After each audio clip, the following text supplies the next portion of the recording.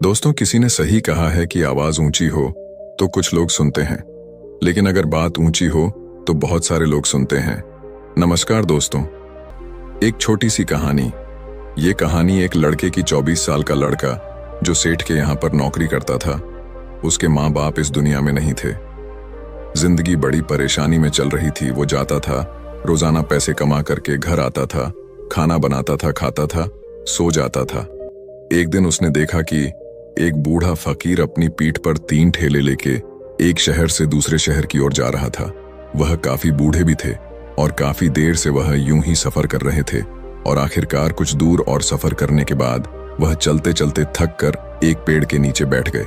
तभी उनकी नजर एक नौजवान युवक पर पड़ी जो उसी रास्ते से जा रहा था और वह भी उसी दिशा में जा रहा था जिस दिशा में उन बूढ़े फकीर को जाना था। तभी वह लड़का उन बूढ़े फकीर के पास से होकर गुजरा। इस पर वह फकीर उस लड़के से कहते हैं, सुनो बेटा, क्या तुम मेरी थोड़ी सी मदद कर सकते हो? ये ठेला बहुत भारी है और मैं बूढ़ा हो चुका हूं। मैं ज्यादा समय तक इनका बोझ नहीं उठा सकता और मैं बहुत थक भी चुका हूं। तो क्यों ना तुम मेरे एक ठेले को ले लो और मुझे उस दूसरे गांव तक पहुंचा दो। इसके बदले में मैं तुम्हें 3 स्वर्ण मुद्राएं दूंगा। वह लड़का उन फकीर की सारी बातें सुनता है और उन फकीर से कहता है, कोई बात नहीं बाबा, मैं आपकी मदद करने के लिए तैयार हूं। कहिए आपको कहां जाना है? ऐसा कहकर उस लड़के ने उन फकीर का एक ठेला उठा लिया और अपने कंधे पर ले लिया। तभी उस जवान लड़के को यह एहसास हुआ कि यह ठेला तो सचमुच बहुत भारी है। वह लड़का और फकीर दोनों रास्ते में आगे की ओर बढ़ चले। कुछ दूर आगे चलने के बाद देखते ही देखते वह गांव खत्म होने लगा और अब एक सुनसान रास्ता आगे की ओर जा रहा था। वे दोनों अपने मार्ग में मस्त होकर आगे की ओर बढ़ रहे थे। जब भीड़ से पूरी तरह से अलग हो गए तो वह लड़का उन फकीर से कहता है, बाबा, इस ठेले में आखिर ऐसा क्या रखा है जो ये ठेला इतनी वजन है? इस पर वह फकीर आदमी उस लड़के को जवाब देते हुए कहते हैं, कुछ नहीं बेटा, बस इसमें तांबे के कुछ सिक्के भरे हुए हैं, इसी कारण ये ठेले में बहुत वजन है। उन फकीर की यह बात सुनकर वह लड़का मन ही मन सोचने लगा, लगता है ये बाबा जरूर कोई व्यापारी है, तभी तो इतने सारे तांबे के सिक्के लेकर चल रहे हैं। और फिर तभी उसके मन में एक ख्याल आया कि मुझे क्या करना है। मुझे तो खाली यह ठेला दूसरे गांव तक पहुंचा है, बस इतना ही। जैसे ही उसके मन में यह ख्याल आया, उसने तांबे के सिक्कों का वह ख्याल मन से निकाल दिया और अपनी धुन में मस्त होकर वह आगे की ओर चलने लगा। चलते चलते कुछ और समय बीता और वे दोनों एक नदी के किनारे जा पहुंचे। वह लड़का हट्टा कट्टा था और काफी चुस्त और तंदुरुस्त भी था, इसलिए वह बिना सोचे समझे उस नदी में उतर जाता है। किंतु वह फकीर अब भी किनारे पर ही खड़े थे। इस पर वह लड़का उन फकीर से कहता है, क्या हुआ बाबा, चलिए आइए, हमें यह नदी पार करनी होगी, तभी तो हम उस गांव तक पहुंच पाएंगे। इस पर वह फकीर उस लड़के से कहते हैं, मैं जानता हूं बेटा कि हमें यह नदी पार करनी ही होगी, लेकिन जैसा कि तुम जानते हो मैं अब बूढ़ा हो चुका हूं और 2-2 ठेले लेकर मैं यह नदी पार नहीं कर सकता। कहीं मेरा पांव फिसल गया तो क्या होगा? क्या तुम मेरी एक और गठरी ले सकते हो? मैं तुम्हें इसके बदले भी 3 स्वर्ण मुद्राएं दूंगा। इस पर वह लड़का मुस्कुराते हुए उन फकीर से कहता है, बाबा, आप मुझे शर्मिंदा कर रहे हैं। यदि आप मुझे स्वर्ण मुद्राएं ना भी दें तो भी मैं आपका कार्य अवश्य करूंगा। मैं आपको उस दूसरे गांव तक जरूर पहुंचाऊंगा। इस पर वो फकीर मुस्कुराते हुए उस लड़के से कहते हैं, बेटा, तुम तो बड़े ही भले इंसान लगते हो। इतना कहकर उन्होंने वह दूसरी गठरी भी उस लड़के को थमा दी। उस लड़के ने जब वह दूसरी गठरी अपने कंधे पर रखी तो वह गठरी भी उसे बहुत ज्यादा भारी लगी, लेकिन उसने वहां पर कुछ नहीं कहा। जैसे तैसे उन दोनों ने नदी पार की। नदी पार करने के बाद बातों बातों में ही उस लड़के ने उन फकीर से कहा, बाबा, आखिर इस दूसरी गठरी में क्या है? ये गठरी भी बहुत वजन है। इस पर वह फकीर उस लड़के को जवाब देते हुए कहते हैं, बेटा, इसमें चांदी के सिक्के हैं, इसी कारण यह गठरी भी बहुत वजन है। उन फकीर की यह सारी बातें सुनकर अब उस लड़के का दिमाग तेजी से काम करने लगा था। वह यह सोच रहा था कि एक ठेले में तांबे के सिक्के हैं और दूसरी में चांदी के। ऐसा प्रतीत होता है मानो यह फकीर बाबा कहीं दूर से आ रहे हैं और उन्होंने अपनी सारी जमीन जायदाद बेचकर ये सारे सिक्के इकट्ठे किए हैं। तभी तो वह इतना धन लेकर चल रहे हैं, लेकिन वह लड़का उन फकीर से कुछ नहीं कहता और वे दोनों चुपचाप मार्ग में आगे की ओर बढ़ते चले जाते हैं। कुछ दूर आगे बढ़ने के बाद एक बार फिर एक सुनसान राह आती है। उस सुनसान रास्ते को देखते ही उस लड़के के मन में तरह तरह के विचार उत्पन्न होने लगे। वह यह सोचने लगा, अरे यह तो सुनसान जगह है, अगर मैं यह सिक्के लेकर यहां से भाग जाऊं तो यह फकीर मुझे कब तक दौड़ाएंगे। मुझे नहीं लगता कि मुझे कभी पकड़ पाएंगे और यहां पर कोई है भी नहीं जो इनकी मदद कर पाए। और वैसे भी ये बहुत सारे सिक्के हैं, मैं इनसे एक अच्छी दुकान खरीद सकता हूं, अपना नया व्यापार शुरू कर सकता हूं। और वैसे भी ये बूढ़ा फकीर अब इन पैसों का क्या करेगा, इससे अच्छा तो मैं ही इन्हें रख लेता हूं।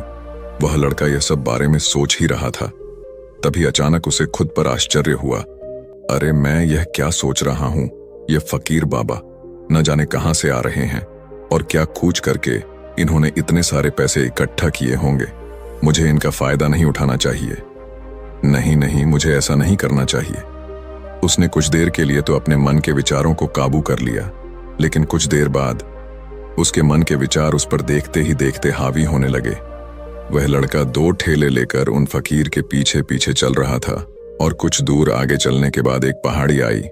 इस पर वह फकीर बाबा उस लड़के से कहते हैं, बेटा यह पहाड़ी मैं नहीं चढ़ पाऊंगा, मैं काफी बूढ़ा हो चुका हूं और मेरे घुटनों में भी दर्द रहता है। यदि तुम मेरी तीसरी गठरी भी ले लो तो मैं तुम्हें 3 और स्वर्ण मुद्राएं दूंगा, लेकिन याद रखना इसे कहीं गिराना मत, कहीं ये गठरियां खुल ना जाए। इस पर वह लड़का उन फकीर से कहता है, क्यों बाबा, आखिर इसमें ऐसा क्या है। इस पर वह फकीर उस लड़के से कहते हैं, बेटा इसमें स्वर्ण मुद्राएं हैं। यह सुनकर वह लड़का मन ही मन बहुत प्रसन्न हुआ। उसने चुपचाप वह गठरी भी उन फकीर से ले ली और देखते ही देखते वे दोनों मार्ग में आगे की ओर बढ़ने लगे। अब वह फकीर बिना कोई वजन लिए हुए आराम से पहाड़ की चढ़ाई पर चढ़ रहे थे, किंतु वह नौजवान लड़का जो पीछे था वह वजन के कारण बहुत धीरे धीरे चल पा रहा था। लेकिन जब से उसने सोने का नाम सुना था उसका मन तो छलांग मार रहा था। वह मन ही मन सोच रहा था, अगर मुझे यह सारा धन मिल जाए तो मेरा पूरा जीवन तो आराम से कट जाएगा। वैसे भी यह बाबा तो बूढ़े हो चुके हैं, भला इन्हें इतने पैसों की क्या जरूरत है, इनका जीवन तो वैसे भी कट चुका है। मैं एक काम करता हूं, यह सारे पैसे लेकर यहां से भाग जाता हूं।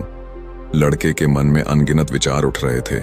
लड़के का मन अब उसकी बुद्धि पर पूरी तरह से हावी हो चुका था और उस लड़के का मन अपनी बात को सही साबित करने के लिए उससे कुछ भी कह रहा था।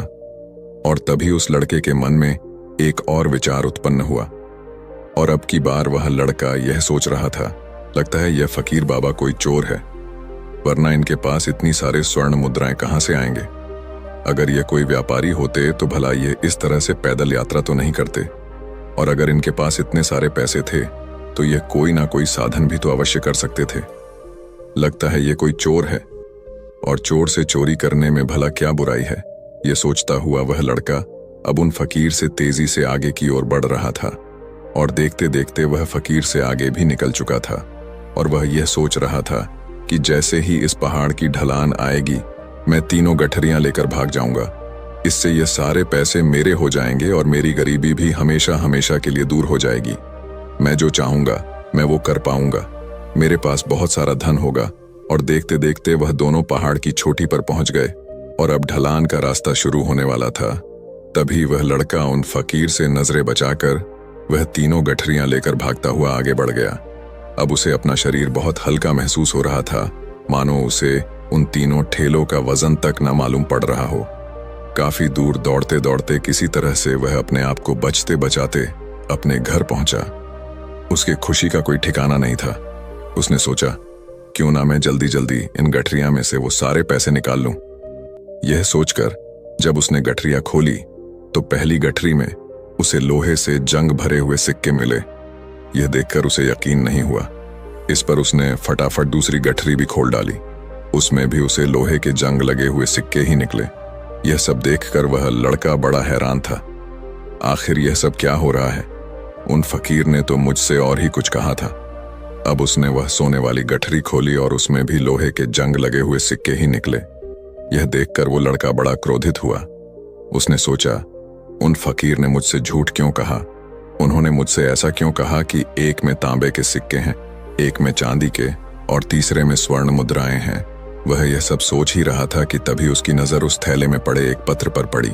उसने वह पत्र उठाया और उस पत्र में लिखा था, यह पूरा नाटक ईमानदार व्यक्ति की खोज करने के लिए रचा गया है और मैं इस राज्य का राजा हूं। मेरी कोई संतान नहीं और इसीलिए मैंने यह षड्यंत्र रचा है ताकि मैं अपने राज्य में किसी एक ऐसे ईमानदार व्यक्ति की खोज कर सकूं जो मेरे बाद इस राज्य का राजा बन सके और इस राज्य भार को संभाल सके। और इस राज्य का भार वही संभाल सकता है जो पूरी तरह से ईमानदार हो, जिसके मन में किसी प्रकार का कोई लालच ना हो। इतना पढ़ते ही वह लड़का जोर जोर से चिल्लाने लगा। वह सर पकड़कर बैठ गया। वो यह जानता था कि यदि वह अपने मन के विचारों पर काबू कर लेता तो उसका जीवन संवर सकता है, लेकिन वह अपने मन के विचारों पर काबू नहीं कर पाया। दोस्तों, महात्मा बुद्ध कहते हैं कि मन ही सब कुछ है। आप जो सोचते हैं वही बनते हैं। इसलिए आपका सबसे बड़ा दुश्मन भी आपको उतना नुकसान नहीं पहुंचा सकता जितना कि आपके मन के यह अनियंत्रित विचार पहुंचा सकते हैं। महात्मा बुद्ध कहते हैं, अपने भीतर ध्यान से देखो। हमारे भीतर जो विचार चल रहे हैं वही विचार शब्द बनते हैं और शब्द कर्म के रूप में प्रकट होते हैं। बार बार दोहराने पर कर्म बर्ताव में बदलता है और धीरे धीरे समय के साथ बर्ताव चरित्र में परिवर्तित हो जाता है और यही चरित्र हमारे भाग्य का निर्माण भी करता है। इसलिए हमें हमेशा अपने विचारों के प्रति सजग होना बहुत आवश्यक है। हमें जागरूक होना बहुत आवश्यक है।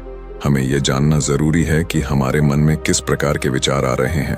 आगे महात्मा बुद्ध कहते हैं कि कमजोरी हमेशा छोटे विचार से शुरू होती है। यह एक बीज के रूप में होती है और यदि इस बीज को नष्ट न किया जाए तो यह छोटा सा विचार बहुत जल्द ही एक विशाल वृक्ष का रूप ले लेता है और हमारी बुद्धि की सोचने और समझने की क्षमता को पूरी तरह से नष्ट कर देता है। जिस प्रकार आपने इस कहानी में देखा किस प्रकार उस जवान लड़के का मन उस पर हावी हो चुका था और उसकी सही और गलत सोचने की क्षमता पूरी तरह से नष्ट हो चुकी थी, जिस कारण वह यह समझ नहीं पाया कि उसे क्या करना चाहिए और उसके लालच ने उसके भीतर इतनी ऊर्जा भर दी कि वह तीनों ठेले उठाकर इतनी तेजी से वहां से भागता आगे भी बढ़ गया। इसीलिए जब आपके मन में पहली बार कोई गलत विचार उत्पन्न हो तभी उसे जड़ से उखाड़ देना चाहिए, अन्यथा वह विशाल वृक्ष का रूप लेगा और आपको किसी न किसी गलत राह पर वह ढकेल ही देगा। आप चाहकर भी उसे रोक नहीं पाएंगे।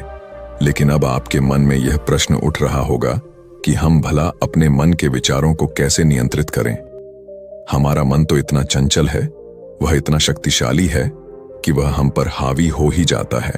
हम चाहकर भी उस पर नियंत्रण नहीं कर पाते। इसका जवाब में महात्मा बुद्ध हमें दो बातें समझाते हैं। पहली बात, सही इरादा विकसित करो। कई बार आपने देखा होगा कि आपके मन में कुछ और होता है किंतु आप कहते कुछ और है, क्योंकि आपके मन के भीतर जो कुछ बसा है वही आपके मुख से बाहर भी निकल रहा है।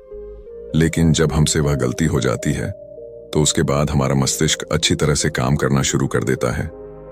हमारे सोचने और समझने की क्षमता एक बार फिर से जागृत हो जाती है और ऐसी अवस्था में हमें यह एहसास होता है कि हमसे गलती हो गई है और फिर हमारा मन दुखी हो जाता है।